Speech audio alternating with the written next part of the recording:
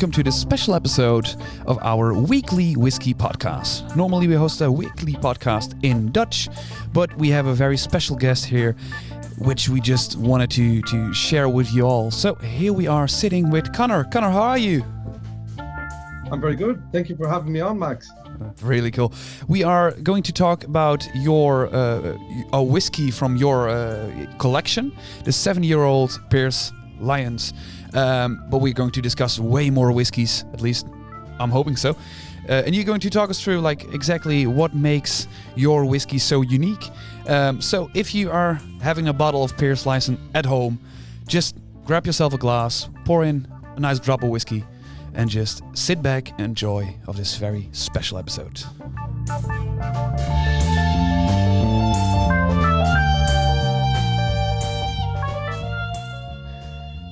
How are you doing, Connor? I'm very good and delighted to be here, getting to talk to your audience of whiskey fans about our Pearse Lyons distillery. I'm very excited because this was in our Dutch introduction. I briefly mentioned this, but here in the Netherlands, I've heard your name especially, but also the name of Pearse Lyons like very often. But to be honest, I don't see it on shelves that often. But you guys are very, very big in Ireland. We've got very strong export markets. Mm-hmm. We're very well established in 29 countries to date, and we're just growing it organically. Okay. For us, it's not about just getting volumes of whiskey out there. It's about doing things like this with yourself, Max, getting people to understand what's unique about our whiskey and how we came into being, because our origin story is quite unique in its own right. I'm very interested in this origin story. But first of all, I'm just going to pour myself a glass because our Dutch audience has their samples at home ready to go. You already got a full bottle. I need to do with this small little tube. Well, almost. Here's one I drank earlier. So I've already started this bottle. To calm the nerves? Yeah. But tell me, like, how does it happen, like, to become, like, a distillery operator? Because you have a very different background than distilling. Absolutely. So myself, I come from a hospitality background. Okay. So 7 years ago, I could not have imagined looking after distilling operations, looking at cask programs and blending whiskies in a distillery as special as Pearse Lyons. Mm-hmm. A lot of it's down to good timing, knowing people. Okay. And obviously then when you get the job, you have to be able to do the job. Yes. So my own background is hospitality. Okay. So I would have went to college and did a degree in business and catering management. Okay. I would have had my first hotel management job when I was 20 years old, believe it or not. Someone trusted a 20-year-old to look after a hotel. Okay. I did. I started very young in catering. Okay. I started working behind my aunt's bar when I was 12 years old. So basically hospitality is in bars, restaurants, hotels, and I suppose especially the kitchen side of it. I worked as a chef for many years, and the kitchen side of it lent itself to me being able to smell. Like, I don't think that anybody has got a particularly better nose than anybody else. Okay. It's just how aware you make your nose of your surroundings. Mm-hmm. So as a chef, you'd always have to taste things, you'd always have to smell things. Mm-hmm. And I suppose when Pearse Lyons opened up, or was about to open up, what ended up being their second distillery site in Ireland, because they started distilling in 2012, and then that distillery was closed, decommissioned, and then the distillery the picture in the church just behind me, that distills were moved there, and we started operating there in 2017. Okay. So I got on board with Pearse Lyons back in 2016. Mm-hmm. I knew somebody in the company. They had already whiskey laid down. Okay. And they were looking for someone to work with them on putting their blends together for the whiskey they were going to release. Mm-hmm. And then also to help to write and narrate the story, the information that they had about themselves, about Dr. Lyons, about the distillery being set up. And because I came from kind of, and I know how do you jump from hospitality straight into this. At the time, they were looking for a global spirits ambassador. So that's the first role that I ended up doing with the distillery. So I started with them as their global spirits ambassador. In that, there would have been a lot of flavor creation when it came to the recipes for our gins and our whiskeys, but then also to do with food pairings, developing cocktails. And I suppose just at the time, when I came on board with Pearse Lyons, I would have, in 2016, in 2016, I would have represented Ireland for a gin competition and ended up doing well, ending up in the grand final on a global scale. So they were happy that I knew a little bit about what I was talking about. But then on the other side of it, for whiskey fans, myself and a few others in County Cork, which is down the very south of Ireland, would have set up a whiskey society back in 2013. Okay. And that society now is called the Cork Whisky Society. We've 200 members that we've kind of capped it off at 200 because that's all we can handle for tastings and stuff like that. But coming from a background of talking about whiskey, about being able to create cocktails, and also the bar that I'm a publican as well. So I've got my own bar, but actually that's not open now because of COVID for the last 2 years nearly. But before that, I would have had a bar that had a whiskey bar within it. And that whiskey bar would have been voted in the top 4 or 5 whiskey bars in Ireland every year since 2014. All right. So they knew I could talk about whiskey. Yeah. They knew I could get a message across about whiskey. And look, when I got on board with them, it was a very exciting opportunity for myself to be able to get involved in the creation of liquid, to be able to get involved in, because having great whiskey is only one part. Putting it together in such a way that, because when you put together whiskey, unless it's a single cask, even if it's a single malt, if it's a single grain, if it's a single pot still, even if it's a single style of whiskey, they're never just one barrel. It's all about balancing the barrels that you're putting into the batch that you're putting into your bottle. Okay. And keeping that consistency throughout it's obviously a task in its own right. Yeah. And actually, the smaller your batches, the harder that is to do. Okay, yeah, because you have less barrels to work with. But also when you do big batches, flavor kind of balances itself out. Some barrels might be slightly sweeter, some might have more tannin notes. Some might be more X, Y, or Z. Yep. So getting the balance and consistency in smaller batches is more difficult. And I suppose that's why we picked the 7-year-old to talk about today, because our 7-year-old whiskey in 2020 and 21, it got voted Best Blended Irish Whiskey under 12 years old in the World Whiskies Awards. Now, if I'm not mistaken, this is like, if I'm not mistaken, this is a very important award to be awarded with. Absolutely. When you consider the volume of whiskey that's under 12 years old and blended in Ireland, in a blind panel tasting, to be able to compete on a flavour profile, it's a very exciting place to be. Yeah. And we're very honoured that, amongst our peers, we could get that accolade. Yeah, and you were talking about like working as a chef, you need to use your nose to get all these small details. You've been trained a lot more than I am, so I'm having my glass right here. Could you guide me through this? Like, once again, we're trying the 7-year-old. You guys have a very cool name for it, as I'm not mistaken. It's the Distiller's Choice. Yeah.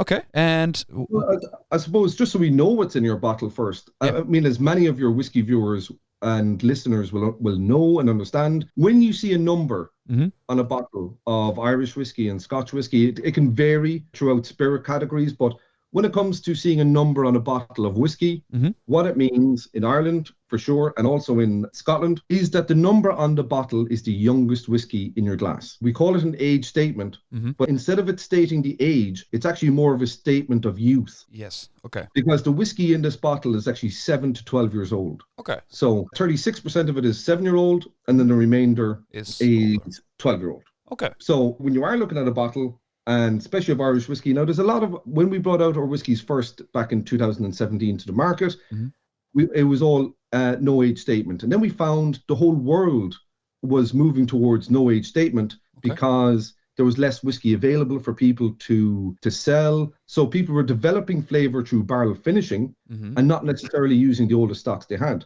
Okay. So then we rebranded our bottling and we said, let's do something different than everyone else. Let's put an age statement across our whole category, be it blends or single malt. Okay. So we've got a 5-year-old blend, we've a 7-year-old blend, and we've a 12-year-old single malt currently on offer. Yes. Now, when you say about smelling and tasting a whiskey, 70-odd%, I hate hard and fast numbers, but we'll just say 70-odd% of what you taste is actually dictated by your nose. So it's so important to give whiskey a little bit of time in your glass and to smell it. Now, when you want to smell whiskey, it's very hard to, well, it's not very hard. You can always taste a whiskey at any time of the day, but you've probably found, and your listeners have probably found, they've picked up a whiskey at one time and that they've thought it was maybe sweet, sometimes maybe too alcoholic, sometimes too spicy, and then they come back and it's completely different the next day. Yes. That's because your nose changes all the time. So what you smell today isn't necessarily going to be what you smell tomorrow. Yeah.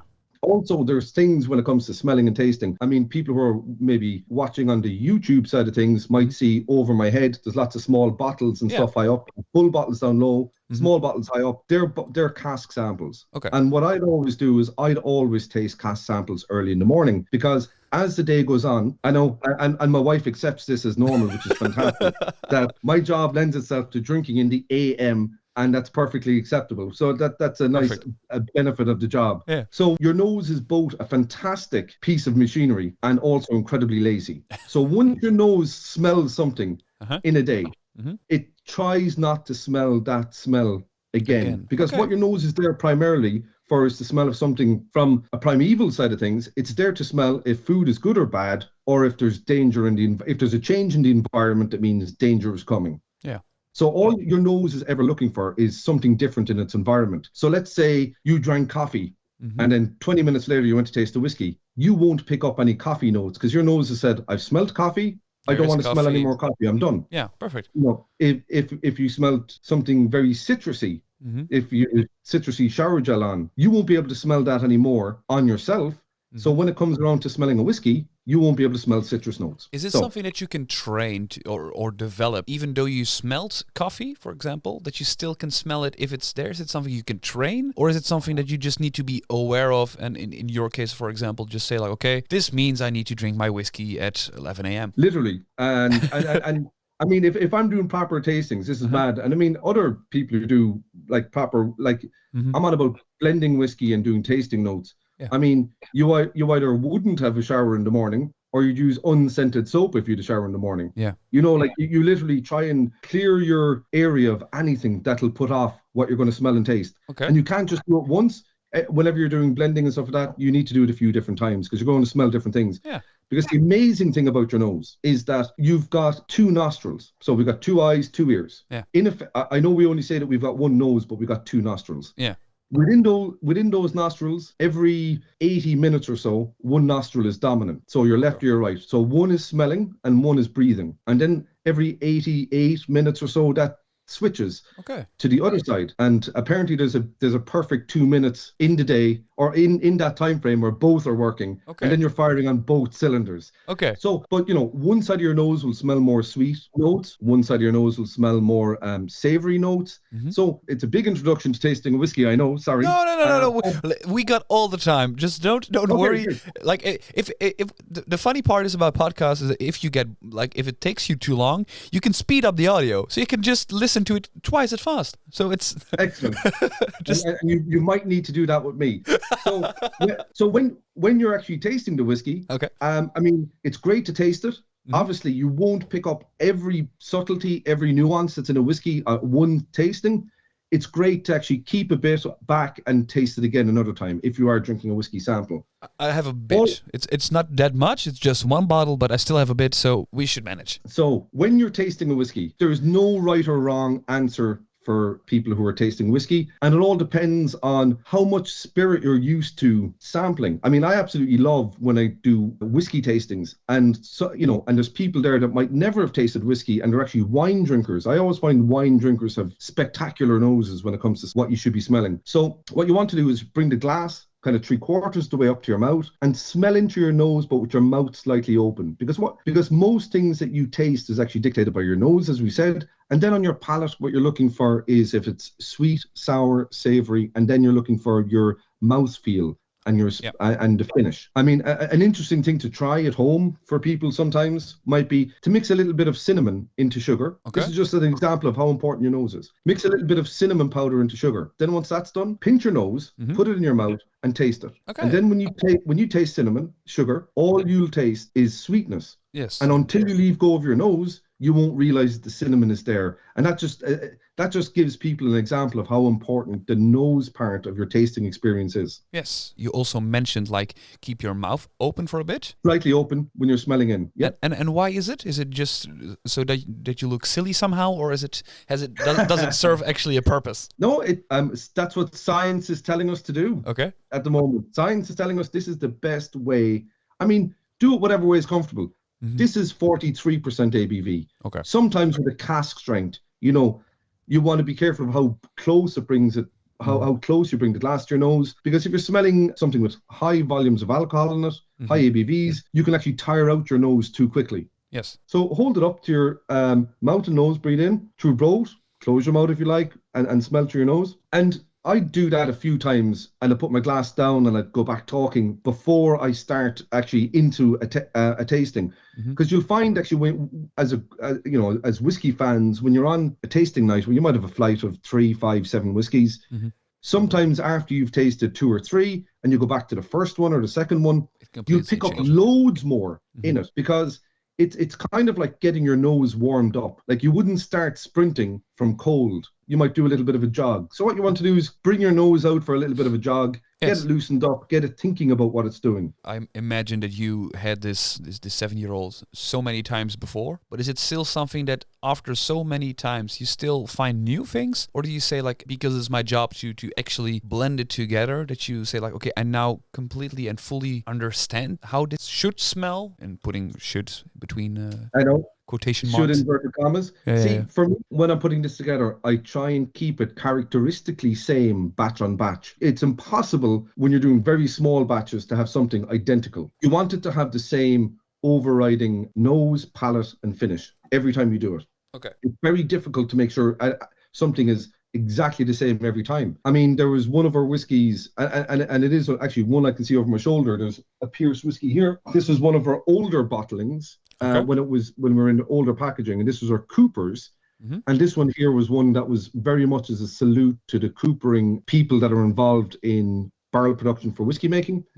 And I was at the distillery one day lately, and I was doing a tasting with it, and there was 3 different batches of that. And after tasting it, I said to Mike that was working with me at the bar, I said, "Is that a batch 3?" And he looked at him and went, "It is." I goes, "I knew it, because it was just that little bit different." So there will be subtle differences in them, but characteristically they should be the same, because they have the same whiskey elements in them. But when you're doing small batches, there's going to be different nuances between each barrel, and that lends itself to having a slightly different finish at the end of the day. But in theory, it should be the same. This whiskey here is a whiskey that's made from 3 components, 3 different types of barrels. All right. In this, we use our own malt whiskey that was aged in our own Town Branch bourbon barrels. Okay. We use our own malt whiskey that was aged in ex-Kentucky bourbon barrel ale barrels, which is also a brewery in America. So this beer here, if you can see it on your screen. Yes, bourbon barrel ale. So this is our Kentucky bourbon barrel ale. Okay. And what that is basically an Irish style of ale that was aged for 40 to 60 days in freshly decanted bourbon barrels. And then we also use them to age our Pearse Irish whiskey. And not as a finish, we've aged our whiskey from new make in this. So when it came off the stills back in 2012, 13, 14. And then the other element, so that's 36% of our blend is single malt. And then 64% of it is grain whiskey. So a corn grain whiskey. And that whiskey was aged in our own Town Branch bourbon barrels, and it was aged in Oloroso sherry barrels. All right. There's a lot of there's a lot of things going on in it. So there's 2 different types of whiskey. There's 3 different kinds of barrels used. So it's bourbon, Kentucky bourbon barrel ale, and Oloroso sherry. Now the sherry is the smallest part of it because we didn't want it to be a dominant factor. Yes. A lot of the whiskies that we put together, we want to show off the spirit, because the spirit that we have is our own, and it was distilled by ourselves on the stills that you see in the church today, inside in the Pearse Lyons distillery, but when they were set up in a different location in Carlow while we're waiting for the church to be renovated. So do you want to continue on with the tasting of this here? I'm really excited because I've been smelling a lot, and I'm just here sitting and waiting for the right moment to finally try my first sip. Good stuff. Normally when we talk about whiskey and we say it's sweet, it sometimes can be, for me personally, a little bit too sweet. I don't feel like this is extremely sweet. It is pleasantly sweet, but it also has this freshly baked vanilla cake character to it for me. Absolutely. I really like that. And I just want to say, I want to try his first sip, and here's the good whiskey. Cheers. Cilantro, we'll taste through it.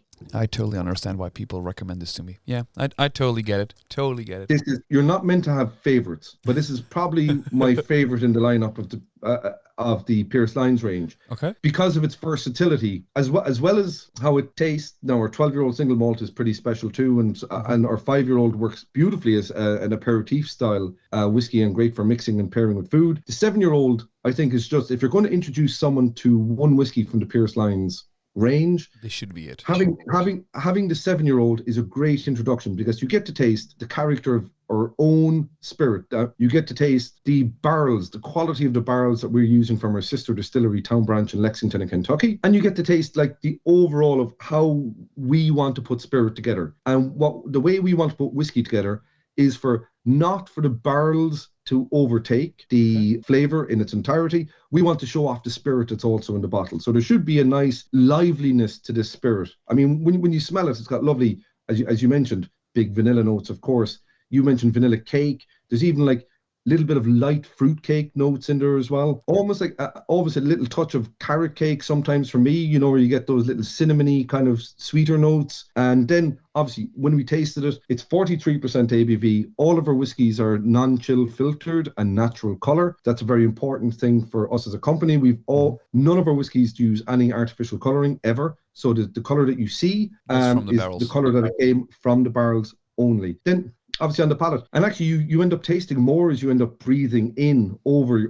your palate after tasting it. It goes from smooth, warm, light. There's a whole up and down of flavor. I mean, there's even elements of green fruits, caramelized pear, little bit of stewed apple. What I find very surprising is, like, normally when we have like a blended whiskey with such a high percentage of single grain or like grain whiskey in it, I tend to find it more burning and having this more metallic side effect to it, which I don't get in this. Exactly what you say, like this lively and more light flavor and mouthfeel. This is something that I can imagine that is coming from the grain, but I don't find it like this very burning or heavy when taking a sip, because like it's not AM at the moment, sadly enough, but it's the first whiskey I had today, and normally I need to like the first sip and then I'm like, okay, need to get used to it, and then I'm totally into it. But I don't have this burning part in the beginning. No, it's silky. There's a lovely oiliness to it. And there's a little bit of a cocoa note, tiny little bit of a chocolatey note. And I suppose there's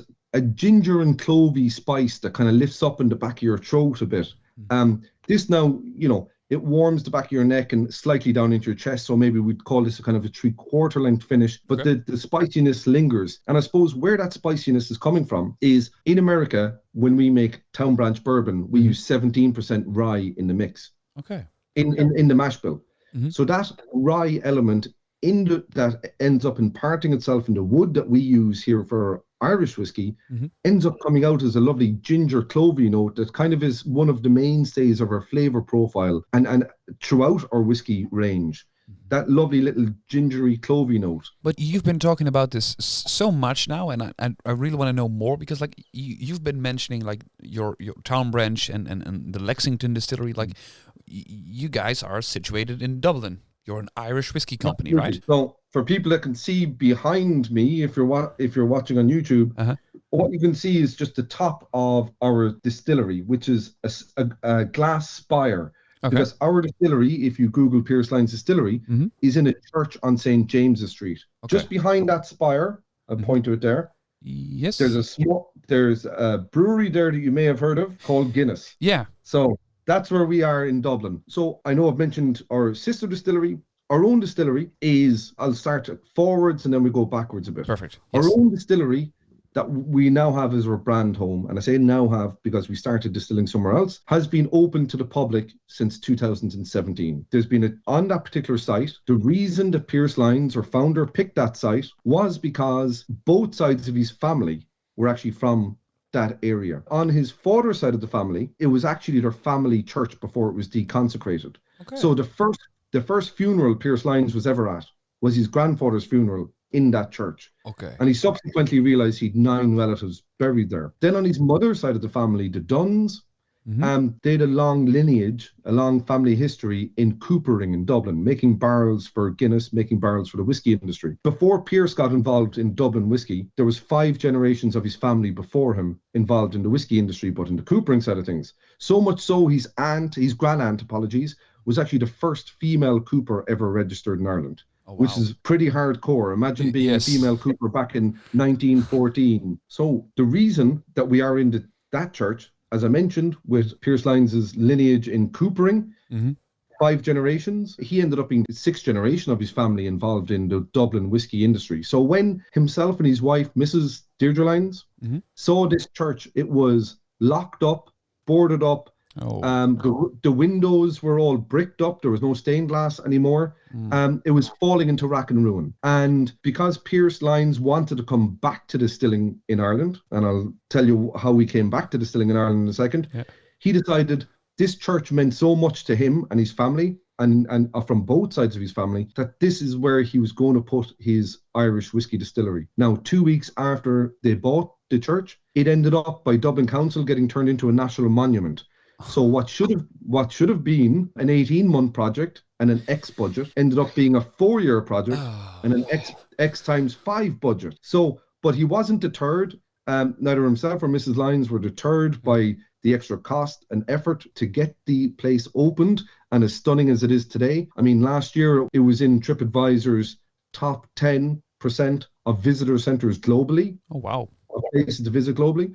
The year before, it won Best Visitor Attraction in Dublin, under 100,000 visitors. So the place is just absolutely stunning, an incredible place to be and an incredible place to visit. So we opened up to the public in 2017, but this was back in 2012-13 when the church was purchased, and the plan was to get the church and the distillery side of things up and running, and then keep working on the site and get it open as a visitor centre. Okay. That wasn't to be because it got turned into a national monument. So Pearse Lyons had purchased stills from America, and they were on their way over. So what we ended up having to do was, because Pearse Lyons' company, Alltech, had ran a craft brews and foods fair in Ireland for many years. He was friends with a lot of brewers, and we ended up setting up our stills in Carlow in O'Hara's Brewing in 2012. So when we started distilling, it was back in October 2012 in O'Hara's Brewing. We distilled there for 3 years before the stills were decommissioned and then recommissioned in Dublin. It's so funny that you say that, because I was immediately turning here to the left-hand side. It's something that I always during episodes try to keep off camera,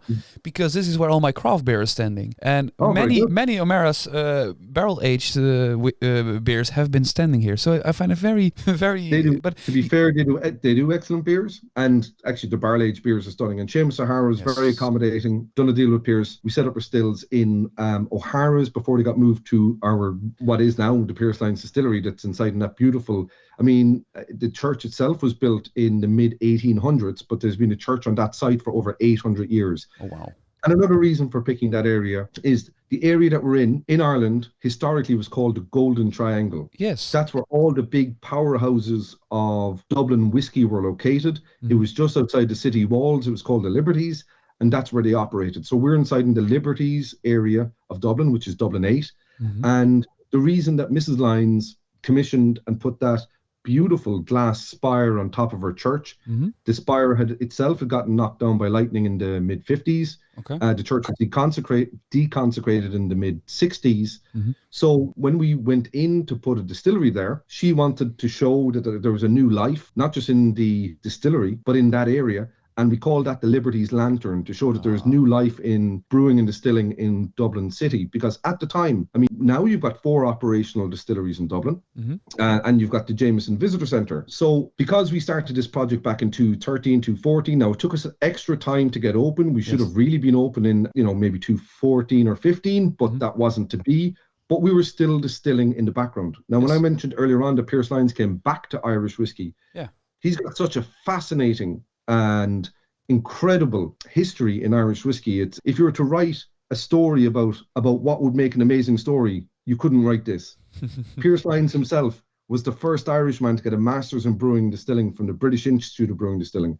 Okay. He then went to work with Guinness, but in the Harp Brewery in Dundalk. Dundalk was his hometown. That's where he came from. Okay. After that, he went to work with Irish distillers, the Irish distillers that you'd know now that makes all your, obviously your Jameson, but your Powers, your Redbreasts, your Green Spots, all your spots. So basically, back in the late 60s, early 70s, all the distilleries in Ireland, except for Bushmills, came together, amalgamated, and decided the best location for them to all amalgamate was in Cork, in Middleton. So Pearse Lyons had come from a big brewing background with Guinness and Harp. He ended up being one of the engineers that designed and commissioned what everybody refers to as New Middleton Distillery that opened in 1975. Oh, wow.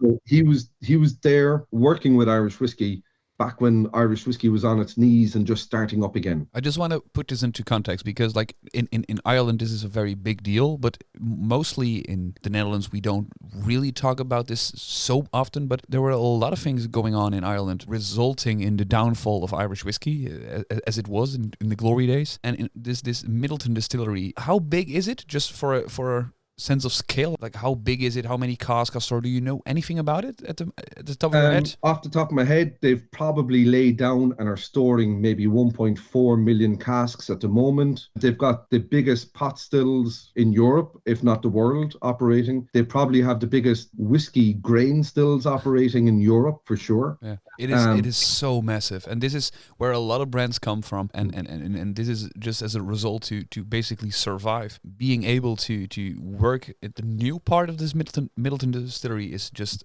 a very, not even like I can imagine, like honorable work, but also something that that definitely isn't laid there for everyone. I can imagine. So it literally was the starting place of the rebirth of Irish whiskey. That's what Irish whiskey had to do to survive. Mm-hmm. So if we bring ourselves up to 1986, 87, well, 86, there were still only 2 distilleries in Ireland, Midleton and Bushmills. Mm-hmm.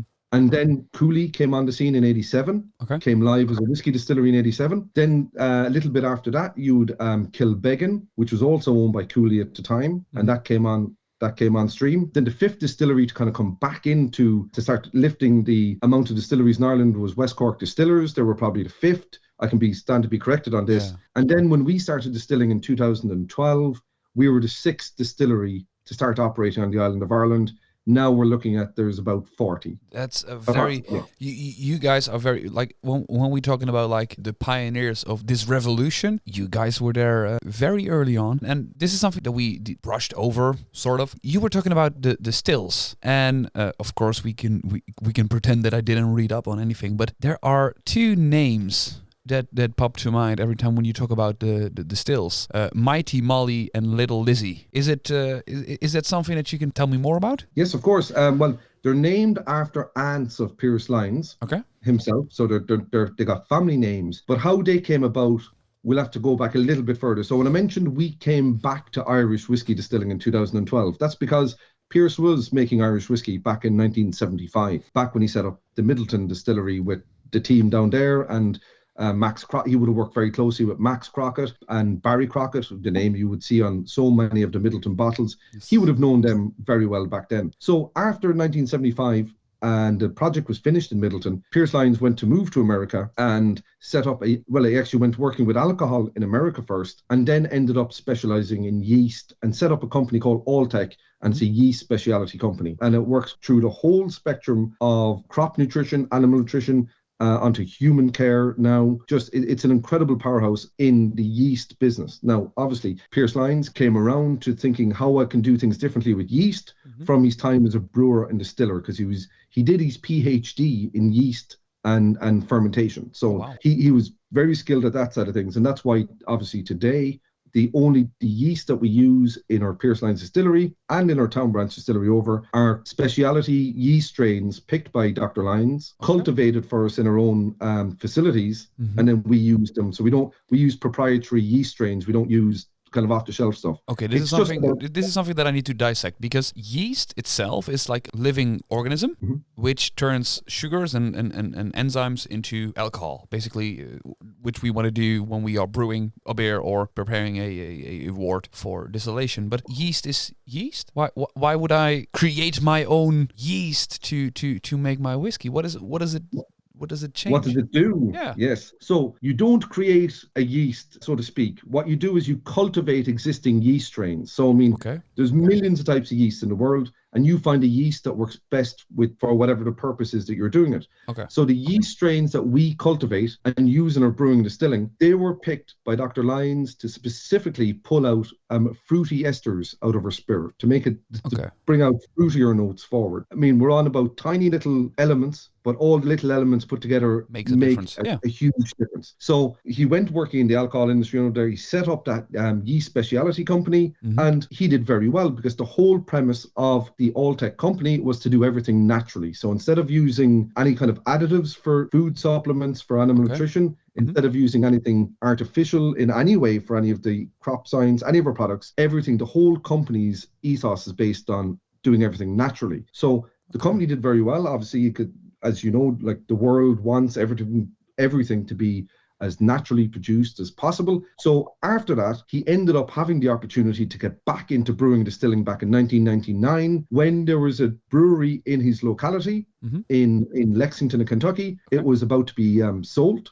And he and his son, Mark Lyons, who's now the CEO and president of the company, and he himself did a master's in brewing and distilling in Heriot-Watt, did a PhD in biochemistry and fermentation. So he's very involved in and loves the whole beverage side of things. So when Pierce Lyons and Mark Lyons had the opportunity to get involved back into brewing and distilling in Lexington, they bought this brewery. Okay. So that's where they started making their Irish-styled beers, because that's what Pierce knew about. And that's where he got the idea to put a twist on an Irish red ale into a Kentucky bourbon barrel, because he was surrounded by barrels. He always liked to look around and see what other people weren't doing. Yeah. And so he started doing barrel-aged beer over 20 years ago. Now our Kentucky Bourbon Barrel Ale is the number 2 selling 4-pack in retail in the USA, or barrel-aged beer. The number 1 selling craft beer in Kentucky. So, and this is the beer you showed us before, like the Lexington Bourbon Barrel Aged Ale. Yeah. Yes, perfect. So that's basically the brewing side of thing, and then it developed into distilling, I imagine. Distilling in 2008. All right. So in 2008, on the same site, they set up a distillery. Okay. And that's named after the river that flows under the city, the Town Branch Distillery. Okay. So there, because Dr. Lyons was used to using the Irish-styled copper pot stills, so instead of kind of doing everything the same as what is being done in bourbon, he liked to, again, look at what's not being done. Let's do what not's being done. And he brought over Foresight Scottish stills over into Kentucky. Into Lexington. Now, we were the 7th member of the Kentucky Bourbon Trail, but we were actually the first member of the Kentucky Bourbon Trail to pot distill only or spirit. Before then, people would have made bourbon by either using columns alone or using columns and pots. Yes. So we double distill over in America, and instead of starting off with bourbon, like you think you would when you open up a bourbon distillery in Lexington, in Kentucky, again, Pierce wanted to look at things a different way. And we started producing single malt in America. The first thing we started doing was single malt. And single malt, as we would know it in Europe. So 100% malted barley, and it was double distilled. So the first whiskey we produced was single malt whiskey. Okay. Now, that was the first time that single malt whiskey was produced in Kentucky since 1919, in nearly 100 years. Oh, wow. So very far ahead of the new single malt wave that's going across America. Lots of craft distilleries now are producing single malt whiskey because it wouldn't traditionally be done in America. It was very much a mix mash bill. So when it came around, and the reason I'm explaining about Dr. Lyons likely to do things differently, when it came around to putting stills in Ireland, you asked about Mighty Molly and Little Lizzie. Yes. He wanted to bring over a flavour of where he was brewing and distilling at that time in his life, and he brought over Kentucky Vendome stills to Ireland. Yes. So what are these Kentucky Vendomes? What is the difference? So what's unique about the still configuration that we use is probably if you Google it and you see a picture of it, on the still on the right of any picture you'll see is our spirit still. Yes. So the first still you see is your traditional copper bulbous still. It's got a ball on the neck to increase reflux, and then the lion arm comes off as you'd expect to see on most stills. Yes. Most pot stills. The spirit still is got a neck with 4 rectifying plates on it. Okay. It looks like a mini column. Now, it's not used to be a mini column. Again, it's there to create rectification. Rectification being your spirit having more copper contact, being more pure when it comes off into your spirit receiver. Okay. So it's there for increased copper contact and there for increased reflux. But when that still came into Ireland, there was nothing like it in Ireland. Everything was your traditional copper pot stills or column stills. That still caused a bit of mayhem in Irish whiskey, and it ended up having its own special inclusion in the Irish whiskey technical file in order for us to use that still, because it wasn't normal. So that is absolutely. So there's a special inclusion in the Irish whiskey technical file that allows for a neck of a pot still at 90 degrees to have 4 rectifying plates vertically attached. So it's literally you guys changed the law basically to allow this still to work in Ireland. Yeah, because people wouldn't have used this type of still before. And I suppose when Dr. Lyons and Dr. Jack O'Shea, who's our head distiller, when he was somebody who worked with us in Alltech and also did his masters in Heriot-Watt, he was our head distiller when we were in Carlow and helped us set up our distillery operation in Ireland. They had to go and argue the case and say why this should be allowed operate in Ireland. But now if you look at pictures of Irish whiskey distilleries, you're going to see a whole load of different types of still configurations, very unique, very quirky. And as you know, the type of still that you have is going to also add in a huge way to the flavor profile of your spirit. So I suppose us having to work through the legalities of that back in 2012 kind of opened up the door a little bit for other craft distilleries and make it a little bit easier to introduce more varied still types.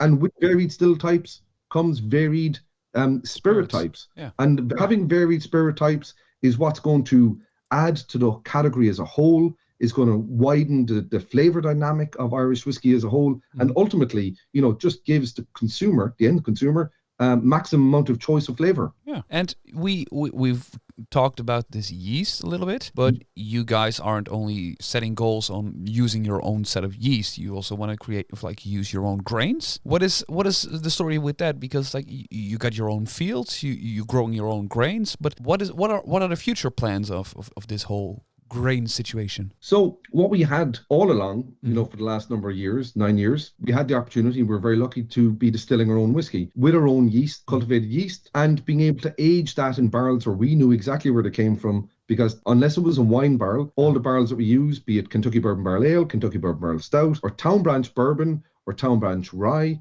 all those barrels come from our own sister distillery in Lexington and Kentucky. So we're very lucky that Dr. Lyons set up distilleries on both continents, and actually now, since the Pearse Lyons distillery opened in Dublin, we've a third distillery in Lexington and Kentucky as well. So we've 2 distilleries in Kentucky, and that's called Dueling Barrels. It's in the town of Pikeville. Okay. So we had the yeast, we have the stills, we have the barrels. How else can we create, a unique circle of ownership of our product? Now, we always use only Irish grain, which is fine. It's very important to support. I mean, there's nothing in the Irish whiskey law that doesn't allow you to bring in grain from other countries, but we make such good grain in Ireland, it'd be crazy not to use Irish grain. Now, when it comes to column distilled spirits, where you might use corn, corn doesn't grow great in Ireland. That is usually imported from Europe, but you can actually make grain whiskey from lots of other cereals, and there's a lot of Irish wheat grain being produced in Ireland, which is great because it's more Irish cereal being used. So Alltech as a company, and Dr. Lyons and his family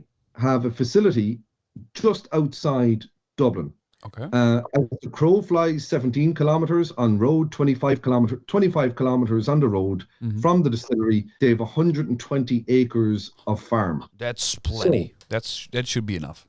That should be enough for our stills. Yes, indeed. So last January, we started growing our own grain on our own land. But interestingly enough, as I mentioned earlier on, Alltech would have a crop science division to the company. So all the grain that we're growing is grown with our own crop science products, so not just kind of generic this and that. So we're now growing on 120 acres. The first cycle of grain was barley and oats. Okay. And we replanted then last September, and that's barley, rye, and a bit of wheat. Okay. And what we're going to be doing is that grain that was planted last January is now ready to use. So from January 2022, which is just around the corner for us now, we're going to only be using our own grown grain in the production of our Pearse Irish whiskey moving forward. Now, that's not about saying that the grain that we're growing is better than anyone else's. It's not. I'm not saying it's better or worse than what we've previously had, but we know exactly where it's coming from. It's your own. It's our own. Yeah. So it's about knowing where your product is coming from, but also about knowing that you're lessening the carbon footprint in getting the grain to your distillery. Of course. Because it's not traveling up and down the country doing round trips being sold on and sold on. We can shorten that trip, lessen the carbon footprint, and it's just about using our own grown grain in our own whiskey. It sounds so good.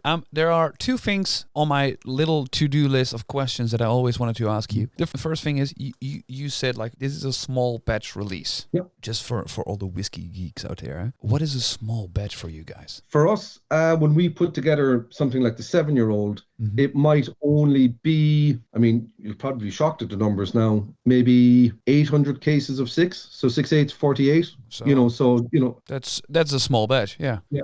So all of our whiskies would never really be more than that, probably 800 cases of 6 at a go. So that's like roughly how many casks are we talking about, like into one recipe? Or is this trade secret that we can't... Not at all. About 15 casks. Oh, wow. That's very, very small batches. And the last thing, what can we expect in the near future? Like, what are some things that you guys are preparing to shoot into the eater and just see how we like that? So, I mean, from our whiskey offerings, now we've got, as I mentioned earlier on, we've got our 5-year-old blend, we've got a 7-year-old blend, we've got a 12-year-old single malt. Yes. We also have 2 offerings of another label whiskey that we set out from the distillery, and that's our Halfpenny whiskey. So we've got our Halfpenny Original and our Halfpenny 4 cask. Okay. Because we've got 2 Halfpenny gins, and once we did gins out, people were looking for a comrade on the shelf, especially in the on-trade, and so we have our Halfpenny whiskey and our Halfpenny gins. So under the Pearse name, the next thing that we're probably going to bring out, we've got about 3 whiskies to come out in reasonably quick succession, and they're all going to be small releases. When I say smaller release, we're looking at probably 2 of them are going to be 600 bottles each. Okay. And one of them is going to be 888 bottles. So we've got 3 different offerings to come out in the first few months of 2022. One is going to be a single malt from the Carlow distillery. So basically from us, that we distilled fully ourselves, but in the distillery that doesn't exist anymore, but on the same stills that we're using today. Okay. So that whiskey was aged from new make in peated barrels for about 4.5 years, and it spent about another two odd years in Banyol's red wine cask. So very rich. So it's kind of smoky and chocolatey. Oh wow! Beautiful. Beautiful whiskey. It's going to come out at 47%. I have talked about this before on other chats, so I'm allowed to say what that one is. So that, and I suppose if you really want to drill down and as whiskey enthusiasts, technically that whiskey has come from a silent distillery or a lost distillery because that distillery doesn't exist anymore. Yeah. So, I mean, the whiskey we put into our blends has also come from that, but it is blended whiskey. So this is going to be a 100% single malt distilled by ourselves, and it'll be essentially a lost distillery whiskey. So a very unique bottle to pick up when it does come out. Then we have 2 more releases. One I can't talk about whatsoever because it's a bit left of field. Okay. And then the other one is going to be our first release from the Pearse Lyons distillery site that we would have started distilling back in 2017. All right. So it's our first release. But it's the first release. Yes, from the new Dublin distillery. Yes. From the Dublin distillery. Ah, exactly. That is so. I'm so excited. I'm so excited about the new the last distillery bottling from you guys. Really looking forward. It's absolutely delicious. If you like chocolate, if you like smoke, this is going to really suit you. It'll be at 47% ABV, so it's not the bare minimum. And it's a really delicious whiskey. I'm really looking forward. I've had the joy of sampling it quite a few times. I can imagine, and I find it so funny. The whole bottle up there is actually it. Oh. But actually, it's not going to look like that. That's my cast sample. That is so, like, this is the only thing that I don't like about having like these talks over Skype, because like every time when somebody points at something very interesting, I can't just reach through the screen and just ask you for a glass. So that's probably there's just one thing to do, and that's just visiting you guys in Dublin. You just have to visit the distillery, and I'll make sure to have plenty of cask samples available for you. Perfect. But I find it so funny. I had a very blast. Like, this is probably one of the most laid back episodes for me, because I just can listen to you guys, like to you and about your story for hours on end. Connor, thank you so much for your time. If people want to visit the distillery, can they, and how can they get more information about it? PearseLyonsDistillery.com is our website. So www.PearseLyonsDistillery.com. It'll bring you to our webpage. From there, you can have a look at the tours available. And if people are visiting, when the world goes back to normal and we can visit and make plans properly, there's something else that we just opened just on the same site, but not in the distillery itself, is a gin school. So it's our Pearse Lyons Gin School, where it's a 2.5-hour experience where you get to distill your own gin, have a few gin and tonics, and it's a very interactive and tactile experience. So it's another reason, or a second reason, to visit the Pearse Lyons Distillery. Thank you so much, Connor. I'm just want to say to everyone, just please swing by in Dublin when you are near. And thank you so much for listening to this podcast or watching it on YouTube.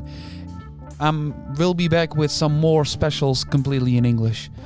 Connor, thank you so much we're going to sit here and talk a little bit more about all the things that are coming up. And to all you people at home, thank you for listening. And Slàinte. And thank you for listening as well. Thanks for having me.